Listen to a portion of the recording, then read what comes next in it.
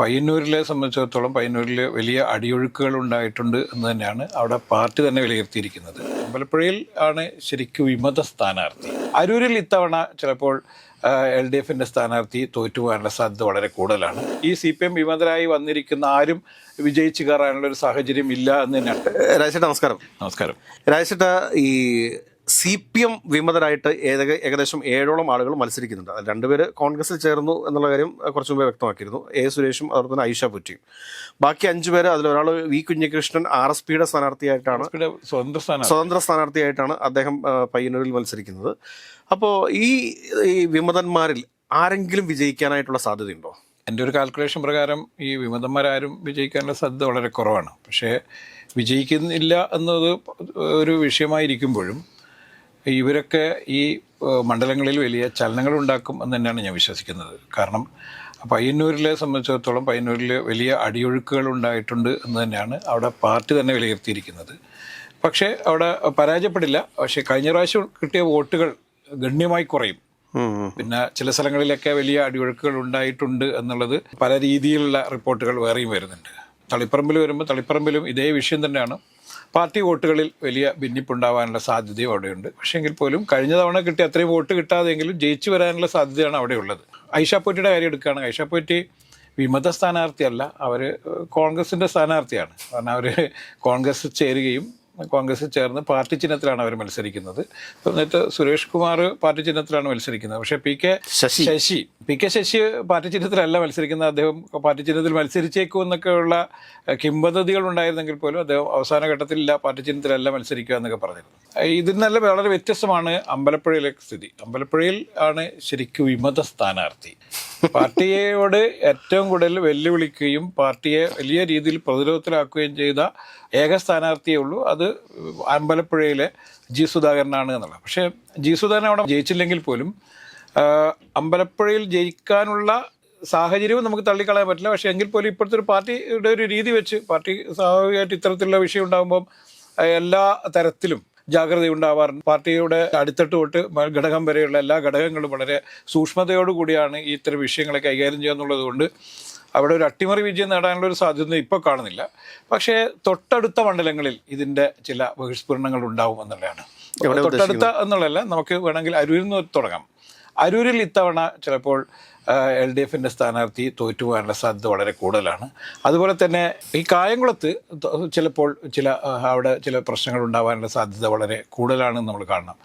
ഒരു കാര്യം എന്ന് പറയുന്നത് അവിടെ പ്രതിഭാ ഹരിക്കെതിരെ വലിയ നീക്കങ്ങൾ പാർട്ടിയിൽ നിന്ന് തന്നെ ഒരു കാലത്തുണ്ടായിരുന്നു. ഇത്തവണ ഇലക്ഷൻ അത് പ്രതിഫലിച്ചില്ലെങ്കിൽ പോലും നേരത്തെ അവിടെ DYFIയുമായിട്ട് ചില വിഷയങ്ങളുണ്ടായിരുന്നു. പരസ്യമായി DYFI നേതാക്കളും പ്രതിഭാ ഹരിയും തമ്മിൽ ഏറ്റുമുട്ടുന്നൊരു സാഹചര്യം ഉണ്ടായിരുന്നു. അത്തരം വിഷയങ്ങളിലൊക്കെ ഈ സുധാകരൻ വിഷയം ഒരു പക്ഷേ അവിടെ തിരിച്ചടി ഉണ്ടാവാനും ലിജു ചിലപ്പോൾ അവിടെ കയറി പോരാനുള്ള സാധ്യതയുണ്ട് നമ്മൾ കാണണം. അപ്പോൾ 2 സീറ്റൊക്കെ ചിലപ്പോൾ ആലപ്പുഴ ജില്ലയിൽ CPMന് ഇത്തവണ നഷ്ടപ്പെടാനുള്ള സാഹചര്യം ഉണ്ട് എന്ന് തന്നെയാണ് നമ്മളിൽ കാണേണ്ടത്. രാജേട്ട, ഇന്നത്തെ ഞാനൊരു കാര്യം പറഞ്ഞു കഴിഞ്ഞാൽ, ഇപ്പോൾ അമ്പലപ്പുഴയിൽ ജി സുധാകരൻ പരാജയപ്പെടും എന്ന കാര്യത്തിൽ ഒരു 2 വാക്ക് വേണ്ട. കാരണം എന്താ വെച്ചാൽ ഇപ്പോൾ പല CPM അനുഭാവികളായിട്ടുള്ള അല്ലെങ്കിൽ ജി സുധാകരനെ അനുകൂലിക്കുന്ന ചില ആളുകളൊക്കെ ഇടതുപക്ഷത്ത് നിന്ന് അദ്ദേഹത്തിന് വോട്ട് ചെയ്തേക്കാം.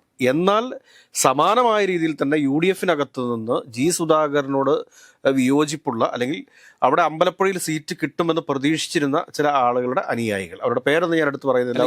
ഇതേ വിഷയം തന്നെയാണ് ഞാൻ ഈ തളിപ്പറമ്പിൽ പറയാൻ ഉദ്ദേശിക്കുന്നത്. ഇത്തരം വിഷയങ്ങൾ തളിപ്പറമ്പിൽ. അപ്പോൾ ആ ഒരു വിഷയമുണ്ട്. അത് കൂടാതെ തന്നെ ഇപ്പൊ അരൂരെ സ്ഥാനാർത്ഥിയുടെ കാര്യം പറഞ്ഞു. അരൂര് ജി സുധാകരനെ ഒരു ഇമ്പാക്റ്റ് ഉണ്ടാക്കുമെന്ന് എനിക്ക് തോന്നുന്നില്ല. കാരണം ഈ ഷാനിമോൾ ഉസ്മാനെ കുറിച്ച് ജി സുധാകരൻ നേരത്തെ നടത്തിയിരിക്കുന്ന പ്രസ്താവന നമുക്കൊരു പബ്ലിക് പ്ലാറ്റ്ഫോമിൽ പറയാൻ സാധിക്കുന്നതല്ല. അതുകൊണ്ട് നമുക്ക് അതിലൂടെ പറയാൻ വേണ്ടി സാധിക്കുന്നില്ല. പിന്നെ പ്രതിഭയും DYFIയും തമ്മിലുള്ള പ്രശ്നങ്ങളൊക്കെ അവിടെ ഒത്തീർപ്പിലേക്ക് എത്തിയിട്ടുണ്ട്. ഒരു തെരഞ്ഞെടുപ്പ് രാഷ്ട്രീയം ആകുന്ന സമയത്ത് ഇത് ഒരു പാർട്ടി ഒരു വലിയ ഒരു 3ാം തുടർഭരണത്തിന് വേണ്ടിയിട്ടുള്ള ഒരു ചരിത്ര നിയോഗത്തിന് വേണ്ടിയിട്ട് പുറപ്പെടുന്ന സമയത്തൊക്കെ എനിക്ക് തോന്നുന്നില്ല DYFI ഒരു സ്ഥാനാർത്ഥിക്കെതിരെ പ്രവർത്തിക്കുമെന്ന്. അല്ല, ഇതൊക്കെ പറയുമ്പോഴും നമ്മൾ ഈ സൈലൻ്റ് ആയിട്ടുള്ള ചില ഈ നമുക്ക് അങ്ങോട്ടും ഇങ്ങോട്ടും ഭരണമാറ്റമൊക്കെ ഉണ്ടാകുന്നതെന്ന് പറഞ്ഞാൽ ഒരു ചെറിയൊരു വിഭാഗം എപ്പോഴും അപ്പുറം മാറി ചിന്തിക്കുന്നതുകൊണ്ടാണല്ലോ ഈ ഭരണമാറ്റമൊക്കെ ഉണ്ടാകും. തീർച്ചയായിട്ടും. അല്ലെങ്കിൽ എല്ലാ കാലത്തും ഒറ്റ പാർട്ടിയല്ലേ ഇവിടെ ഭരിക്കേണ്ടത്. അപ്പോൾ ഈ വോട്ടിംഗ് പെർസെൻറ്റേജിലൊക്കെ അങ്ങോട്ടും ഇങ്ങോട്ടും ചില മാറ്റങ്ങളൊക്കെ ഉണ്ടാകുന്നു എന്നുള്ളത് പൂർണ്ണമായും ഏതെങ്കിലും ഒരു പാർട്ടിയുടെ കൂടെ നിൽക്കാത്ത ആളുകളുണ്ട്. എപ്പോൾ വേണമെങ്കിലും അങ്ങോട്ടും ഇങ്ങോട്ടും ചാഞ്ചാടിക്കൊണ്ടിരുന്ന ഒരു ശതമാനം, ഒരു കുറച്ച് ശതമാനം, 5%, 6% ആളുകളെ, വോട്ടർമാരെ എപ്പോഴും അങ്ങോട്ടും ഇങ്ങോട്ടും ചാഞ്ചാടിക്കൊണ്ടിരിക്കും. ഈ വോട്ടിംഗ് രീതിയാണ് അങ്ങോട്ടും ഇങ്ങോട്ടും ജയപരാജയങ്ങളെയൊക്കെ തീരുമാനിക്കുന്നത് നമുക്കറിയണം. ഇതൊക്കെ പറയുമ്പോഴും ഇപ്പം ജി സുധാകരൻ്റെ വലിയ തരത്തിലുള്ള വലിയേട്ടൻ മനോഭാവമൊക്കെ എല്ലാ കാലത്തും അവിടെ ചർച്ചയായിരുന്നു. അദ്ദേഹം ചില തമ്പുരാനാണ് എന്നുള്ള രീതിയിലൊക്കെ ആയിരുന്നു. അദ്ദേഹം ഉത്തരവിടും, അത് അണികൾ നടപ്പിലാക്കുക എന്നുള്ളതാണ് കാലങ്ങളായിട്ടുള്ള അവിടെ രീതി. അദ്ദേഹത്തിൻ്റെ ഉത്തരവുകൾ പാലിക്കാതിരിക്കുന്നവനെ പുള്ളി വായി തോന്നിയ എല്ലാ തരത്തിലും ആഡംബിത്തരം എല്ലാ തരത്തിലും പ്രകടമാക്കുകയും അവരെ തെറിവിളിക്കുകയും പള്ളി പറയുകയൊക്കെ ചെയ്യുന്നത് രീതി എല്ലാ കാലത്തും അവിടെ ഉണ്ടായിട്ടുണ്ട്. ജി സുധാകരനെ സഹിച്ചും ക്ഷമിച്ചും ഒക്കെയാണ് പലരും അവിടെ രാഷ്ട്രീയ പ്രവർത്തനം നടത്തിയിരുന്നത് നമുക്കറിയാം. പക്ഷേ അത്തരത്തിലുള്ളൊരു സ്വീകാര്യത ഇപ്പോൾ സുധാകരൻ ഉണ്ടോയെന്ന് വെച്ചാൽ ഇല്ല എന്നുള്ളത് തന്നെയാണ്. പക്ഷേ എങ്കിൽ പോലും ചില ഈ മിഡിൽ ഗ്രൂപ്പുകളുണ്ട്, സാമ്പത്തികമായി ചില ഉന്നതിയിലൊക്കെ നിൽക്കുന്ന, അല്ലെങ്കിൽ ചില നല്ല നായർ സമുദായം പോലുള്ള ചില സമുദായ അംഗങ്ങളൊക്കെ എന്ത് തീരുമാനിക്കുമെന്ന് നമുക്ക് പ്രവചിക്കാൻ പറ്റാത്തൊരു സാഹചര്യം എല്ലാ കാലത്തും ഉണ്ടായിട്ടുണ്ട്. ഇത്തവണയും അത്തരത്തിലുള്ള വോട്ടർമാരെയാണ് CPM ഭയക്കേണ്ടത് എന്നുള്ളതാണ്. പിന്നെ സുധാകരനോട് ചിലർക്ക് ആരാധനയുണ്ട്.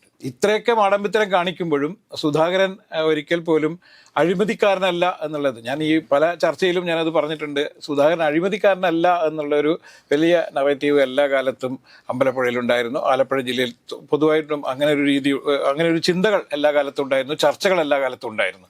ഇത് അദ്ദേഹത്തിന് ഏതെങ്കിലും തരത്തിൽ അനുകൂലമായ ജനവിധി ഉണ്ടാവുമോ, അല്ലെങ്കിൽ അത്തരത്തിലുള്ള ചില വോട്ട് ഒക്കെ അങ്ങനെ ക്രോഡീകരിക്കാനുള്ള സാധ്യതയുണ്ടോ എന്നുള്ളതാണ് നമ്മൾ പരിശോധിക്കുക. അഴിമതിയെക്കുറിച്ച് ജി സുധാകരനെതിരെ ഇന്നുവരെ ഉയർന്നു വന്നിട്ടില്ല എന്ന് പറയുന്ന സമയത്തും തെരഞ്ഞെടുപ്പിന് തൊട്ട് മുമ്പ് തന്നെ സ്വന്തം അക്കൗണ്ടിൽ കിടന്നിരുന്ന 50 ലക്ഷം രൂപ അദ്ദേഹം മകന്റെ അക്കൗണ്ടിലേക്ക് ട്രാൻസ്ഫർ ചെയ്തതുമായി ബന്ധപ്പെട്ടിട്ടുള്ള ഒരു ആരോപണം ഉയർന്നു വന്നിട്ടുണ്ട്. അതുകൂടാതെ തന്നെ ഒരു വലിയ എടക്കൊച്ചിയിലെ ഒരു ഭൂമിയുമായി ബന്ധപ്പെട്ടിട്ടുള്ള ഒരു വലിയ സംഭവം, അത് ഒരു സ്ഥലമിടപാടുമായി ബന്ധപ്പെട്ട് വേണ്ടപ്പെട്ട ആളുകൾക്ക് വേണ്ടിയിട്ട് ചില വിട്ടുവീഴ്ചകൾക്ക് അദ്ദേഹം തയ്യാറായി എന്നുള്ള രീതിയിലുള്ള കൃത്യമായ തെളിവുകൾ സഹിതം നമ്മുടെ പക്കൽ ഇരിക്കുന്നുണ്ട്. അല്ല, ഞാൻ അതിലൊരു കാര്യം, എനിക്കൊരു തിരുത്തുള്ളത്, സുധാകരൻ അങ്ങനെ എന്തെങ്കിലും ചെയ്തിട്ടുണ്ടെങ്കിൽ ആ സമയത്ത് അദ്ദേഹം CPM-കാരനായിരുന്നു, CPM-ന്റെ വളരെ ശക്തനായ പ്രവർത്തകനായിരുന്നു, അദ്ദേഹം മന്ത്രിയായിരുന്നിട്ടുണ്ട്. ആ സമയത്തൊക്കെ ആണല്ലോ ഇത്തരത്തിൽ. അങ്ങനെ ആ കാലത്ത് CPM-ന് ഇതൊക്കെ അറിയാമായിരുന്നെങ്കിൽ എന്തുകൊണ്ട് അദ്ദേഹത്തിനെതിരെ പിന്നീട് ആരോപണം ഉയർന്നു വന്ന സമയത്തൊന്നും CPM പ്രതികരിച്ചില്ല, അല്ലെങ്കിൽ ഈ തെളിവുകളൊന്നും പുറത്തുവിട്ടില്ല എന്ന് വെച്ചാൽ? ഡിവൈഎഫ്ഐ ജില്ലാ പ്രസിഡന്റ് തന്നെയാണ് ഈ ഒരു ആരോപണം, 50 ലക്ഷത്തിന്റെ ആരോപണം കൊണ്ടുവന്നിരിക്കുന്നത്. അങ്ങനെ ആരോപണങ്ങൾ ഉണ്ടായിരുന്നെങ്കിൽ ആ സമയത്ത് തന്നെ പുറപ്പെടുവിക്കേണ്ടത്, അത് പുറത്തുവിടണം, ആളുകൾ അറിയണം അങ്ങനെ ജി സുധാകരൻ ഇത്തരത്തിലൊരു അഴിമതി കാണിച്ചു എന്ന്. അപ്പോൾ കൂടെ നിൽക്കുമ്പോൾ എന്ത് ചെറ്റത്തരവും കാണിക്കാമെന്നും എന്ത് മാടമ്പിത്തരവും കാണിക്കാമെന്നും എന്ത് അഴിമതികൾ കാണിക്കാമെന്നും, കൂടെ ഇല്ലെങ്കിൽ നിങ്ങൾ എന്ത് ചെയ്താലും ഞങ്ങൾ, അതൊരു രീതി ശരിയല്ല. അങ്ങനല്ല. ഈ ജി സുധാകരന്റെ വിഷയത്തിൽ മറ്റൊരു കാര്യം പറയാനുള്ള എന്താ വെച്ച് കഴിഞ്ഞാൽ, പല കോൺഗ്രസ് പ്രവർത്തകരും ഇദ്ദേഹത്തിന്റെ കൂട്ടത്തിൽ പ്രചരണത്തിന് പോലും പോകാനായിട്ട് തയ്യാറായിട്ടില്ല എന്നാണ് നമുക്ക് അറിയാൻ വേണ്ടി സാധിച്ചിട്ടുള്ളത്. അതായത് ഇദ്ദേഹത്തെ ജീപ്പിലേക്ക് പിടിച്ച് കയറ്റുന്ന സമയത്ത് നീ മാറി നിൽക്കണമെന്ന് പറഞ്ഞുകൊണ്ട്, അതായത് കൈക്ക് പിടിച്ച് കയറ്റാൻ വരുന്നവനെ തള്ളുന്ന രീതി എന്നൊക്കെ പറയുമ്പോഴത്തേക്കും ആലോചിച്ചില്ല. കോൺഗ്രസിന്റെ ഒരു പ്രശ്നം എന്ന് പറഞ്ഞാൽ, കോൺഗ്രസ് ഇപ്പോൾ ഒരു പൊതുയോഗം നടക്കുന്നിടത്ത് ശരിക്ക് 5 ആളാണ് നിൽക്കണമെങ്കിൽ മിനിമം 150 ആളുണ്ടാവും. അതുപോലെ തന്നെ ഇപ്പോൾ ഒരാളാണ് കയറ്റേണ്ടത്, അദ്ദേഹത്തിന് കാലിനൊക്കെ വയ്യാകിയുള്ളതാണ്, അദ്ദേഹം സർജറിയൊക്കെ നടത്തുകയാണ്, ചിലപ്പം വലിച്ചു കയറ്റാൻ ശ്രമിച്ചിട്ടുണ്ടാവും. അപ്പം സ്വാഭാവികമായിട്ട് ഒരു മനുഷ്യനാണല്ലോ, അദ്ദേഹം അങ്ങനെ പ്രതികരിച്ചിട്ടുണ്ടാവും. അല്ലാതെ നമ്മളൊരിക്കലും ജി സുധാകരൻ അത്തരത്തിൽ ഇത് കിങ് സിനിമയ്ക്കകത്താണോ അല്ല ഭൂമിയിലെ രാജാക്കന്മാർക്കകത്ത് ഒരു കാറിന് ഒരു ചെവിയിലൊരു ഇതൊക്കെ വെച്ചിട്ട് രീതിയിലൊക്കെ. അത് സുധാകരനെ സംബന്ധിച്ചിടത്തോളം അദ്ദേഹം മത്സരിച്ച് വിജയിച്ച് അവിടെ ഇനിയിപ്പോൾ മന്ത്രിയാകും എന്നുള്ളൊരു പ്രതീക്ഷയിലൊന്നും ആയിരിക്കില്ല സുധാകരൻ മത്സരിക്കുന്നത്. ഈ പാർട്ടി അദ്ദേഹത്തെ നിരന്തരമായി അവഗണിക്കുന്നു. അതുപോലെ തന്നെ അദ്ദേഹം വളർത്തിക്കൊണ്ടുവന്ന ചില നേതാക്കന്മാർ പിന്നീട് വലിയ ആളുകളായ H. പോലെയുള്ള ചില നേതാക്കന്മാർ പിന്നീട് അവിടെ MLA ആവുന്നു. ആ പാർട്ടി ഒരു കാലത്ത് ജി സുധാകരൻ്റെ കയ്യിലുണ്ടായിരുന്ന പാർട്ടി ഇവർ ഹൈജാക്ക് ചെയ്ത് അവർ തീരുമാനങ്ങൾ എടുക്കുകയും ഒക്കെ ചെയ്യുന്ന സമയത്തുണ്ടാവുന്ന ഒരു തരം ഒരു കോംപ്ലക്സ് ആണ് യഥാർത്ഥത്തിൽ ജി സുധാകരൻ. അല്ല, ഞാനിനി ഒരു കാരണവർ സിൻഡ്രോം എന്നുള്ളൊരു സംഭവമാണ് ശരിക്കും എനിക്ക് കാണുന്നത്. നമുക്ക് പിന്നെ തളിപ്പറമ്പിലേക്ക് പോകേണ്ടതുണ്ട്. ഇതേ സിംപ്റ്റം ഉണ്ട് കേട്ടോ, ഈ കാരണവർ സിൻഡ്രോം എന്ന് പറയുന്ന സംഭവം ഉണ്ട് അവിടെ. നേരത്തെ CB പറഞ്ഞ ഒരു വലിയ പ്രശ്നം അവിടെ ഉണ്ടായിട്ടുണ്ട്. കാരണം ഈ പരമ്പരാഗതമായി UDF-ന് വോട്ട് കൊണ്ടിരുന്ന ആളുകൾക്ക് പലർക്കും എന്തിനാണ് നമ്മൾ ഇത്രയും കാലം 19 വർഷക്കാലം നമ്മളെ ഉപദ്രവിക്കുകയും നമ്മളെ നിരന്തരമായി ഇല്ലാതാക്കാൻ ശ്രമിക്കുകയൊക്കെ ചെയ്ത ഈ ടി.കെ. ഗോവിന്ദന് എന്തിനാണ് വോട്ട് ചെയ്യുന്നത് എന്നുള്ള ഒരു ചോദ്യം അവിടെ യഥാർത്ഥ UDF-കാരിൽ നിന്ന് ഉയർന്നു എന്നുള്ളതാണ് എനിക്ക് നേരിട്ട് അറിയാവുന്ന കുറേ സംഭവമുണ്ട്. പക്ഷേ എങ്കിൽ പോലും ഇത്തരത്തിലുള്ള വലിയ വിഷയങ്ങൾ ഉണ്ടായപ്പോഴും ലീഗ് അവിടെ വലിയ രീതിയിൽ ടി.കെ. ഗോവിന്ദന് വോട്ട് ചെയ്യണം എന്ന് പറഞ്ഞുകൊണ്ട് എല്ലാ വീടുകളും കയറി ഇറങ്ങി വലിയ രീതിയിലുള്ള പ്രവർത്തനങ്ങൾ കാഴ്ചവെച്ചിട്ടുണ്ട് എന്നുള്ളത് കൊണ്ട് തന്നെ അവിടെ തളിപ്പറമ്പിൽ ഒരു ശക്തമായ മത്സരം നടന്നിട്ടുണ്ട്. അതുകൊണ്ട് എന്തും സംഭവിക്കാവുന്ന ഒരു രാഷ്ട്രീയ കാലാവസ്ഥയാണ് തളിപ്പറമ്പിൽ എന്നാണ് പറയുന്നത്. പക്ഷേ എങ്കിൽ പോലും ഞാനിപ്പോഴും പറയുന്നു, ഈ CPM വിമതരായി വന്നിരിക്കുന്ന ആരും വിജയിച്ചു കയറാനുള്ള ഒരു സാഹചര്യം ഇല്ല എന്ന് തന്നെയാണ്. പക്ഷെ അവിടെ വോട്ടിംഗ് കുറയാൻ ഒരു 15,000 വോട്ട് ടി.കെ. ഗോവിന്ദന് കൂടുതൽ പിടിക്കാൻ പറ്റിയാൽ പോലും അത് CPM-ന് വലിയ പ്രഹരമാണെന്ന് നമ്മളിൽ കാണണം. നേരത്തെ കിട്ടിയ വോട്ടിൽ നിന്നും ഒരു 10,000 അല്ലെങ്കിൽ 15,000 വോട്ടൊക്കെ കുറക്കാൻ പറ്റിയിട്ടുണ്ടെങ്കിൽ അത് ടി.കെ. ഗോവിന്ദൻ പറഞ്ഞ അല്ലെങ്കിൽ ഉന്നയിച്ച ചില ആരോപണങ്ങൾക്ക് ജനങ്ങൾക്കിടയിൽ സ്വീകാര്യത ഉണ്ടായിട്ട് നമ്മൾ. പക്ഷെ കഴിഞ്ഞ പ്രാവശ്യത്തെ UDF സ്ഥാനാർത്ഥി പിടിച്ചിട്ടുള്ള വോട്ടിനേക്കാൾ കുറവാണ് ടി.കെ. ഗോവിന്ദൻ പിടിക്കുന്ന വോട്ട് എങ്കിൽ പിന്നെ ടി.കെ. ഗോവിന്ദനൊക്കെ രാഷ്ട്രീയത്തിൽ നിൽക്കാൻ പാടില്ല. അല്ലെങ്കിലും ടി.കെ. ഗോവിന്ദനെ സംബന്ധിച്ചിടത്തോളം ടി.കെ. ഗോവിന്ദനൊക്കെ ഒരുപാട് പ്രായമായ ഒരു നേതാവാണ്. CPM-ലാണെങ്കിൽ തന്നെ അദ്ദേഹത്തിന്റെ റിട്ടയർമെന്റ് കാലഘട്ടമായി എന്നുള്ളതുകൊണ്ട് അദ്ദേഹത്തിന്റെ രാഷ്ട്രീയ ഭാവി അത് ബാധിക്കുമെന്നൊന്നും പറയുന്നതിൽ ഒരു അർത്ഥമില്ല. കാരണം അദ്ദേഹത്തിന്റെ രാഷ്ട്രീയ ഭാവി ഏതാണ്ട് അവസാന ഘട്ടത്തിൽ നിൽക്കുന്ന അവസാന വിഷയം MLA മത്സരിക്കേണ്ട ഒരു ആഗ്രഹം, അത് ആ ആഗ്രഹത്തിന്റെ പൂർത്തീകരണമായി. പിന്നെ ടി.കെ. ഗോവിന്ദൻ യഥാർത്ഥത്തിൽ ശ്രീകണ്ഠാപുരത്തും തളിപ്പറമ്പിലും മാത്രം ഒതുങ്ങി നിന്നൊരു നേതാവായിരുന്നു. ഇപ്പം ടി.കെ. ഗോവിന്ദനെ കേരളം മൊത്തം ചർച്ച ചെയ്തു. ഇപ്പൊ നമ്മളിപ്പോ ചർച്ച ചെയ്ത ടി.കെ. ഗോവിന്ദനെ ഞാൻ എത്രയോ കാലങ്ങളായി അറിയും. പക്ഷെ നമ്മൾ ടി.കെ. ഗോവിന്ദനെ കുറിച്ച് ഇതുവരെ സംസാരിക്കേണ്ടി വന്നിട്ടില്ല. അതുപോലെ തന്നെ വി. കുഞ്ഞികൃഷ്ണൻ, പയ്യന്നൂരിൽ മത്സരിക്കുന്ന വി. കുഞ്ഞികൃഷ്ണനെ കേരളം കുറെ കാലമായി ചർച്ച ചെയ്തുകൊണ്ടിരിക്കുന്നു. അദ്ദേഹം ഉന്നയിച്ച ആരോപണങ്ങളുണ്ട്, അഴിമതി ആരോപണങ്ങളുണ്ട്. ആ അഴിമതി ആരോപണവുമായി ബന്ധപ്പെട്ട് പയ്യന്നൂരിലും പരിസര പ്രദേശങ്ങളിലും, അതായത് പയ്യന്നൂർ മണ്ഡലത്തിൽ തന്നെ വിവിധ പഞ്ചായത്തുകളിലും പയ്യന്നൂർ മുനിസിപ്പാലിറ്റിയിലും ഒക്കെ ചില സ്ഥലങ്ങളിലൊക്കെ ആ ആരോപണത്തിന് വലിയ സ്വീകാര്യത ഉണ്ടായിട്ടുണ്ട്. അല്ലെ, ആളുകൾക്കിടയിൽ അത് ഇപ്പോഴും ചർച്ചയായിട്ടുണ്ട് എന്നുള്ളത് കൊണ്ട് തന്നെ അവിടെ 50,000-ഓളം വോട്ടുകൾ കിട്ടിയാണ് കഴിഞ്ഞ പ്രാവശ്യം ടി.ഐ. മധുസൂദനൻ വിജയിച്ചത്.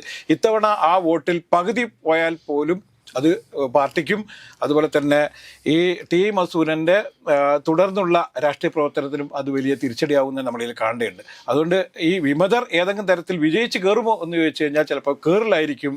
പക്ഷേ നമ്മൾ മനസ്സിലാക്കേണ്ടത് CPM-ൽ ഇത്തരത്തിലുള്ള വിമതന്മാർ വരുന്നത് തന്നെ ഒരു വലിയ സൂചനയാണ്. അത്തരം സൂചനകൾ ശരിക്കും കണ്ട് ഇത് വലിയ പ്രശ്നം ആവും എന്നുള്ളത് നേരത്തെ തന്നെ തിരിച്ചറിഞ്ഞ് അത് നേരത്തെ തന്നെ പരിഹരിച്ചു പോകാനുള്ള ഒരു നീക്കം ഈ പാർട്ടിയിൽ നിന്ന് ഉണ്ടാവേണ്ടിയിരുന്നു. അത് ഉണ്ടായില്ല എന്നുള്ളത് നേതൃത്വത്തിന് പറ്റിയൊരു തെറ്റായിട്ട് തന്നെ വേണം വിലയിരുത്താൻ എന്നാണ് എൻ്റെ അഭിപ്രായം.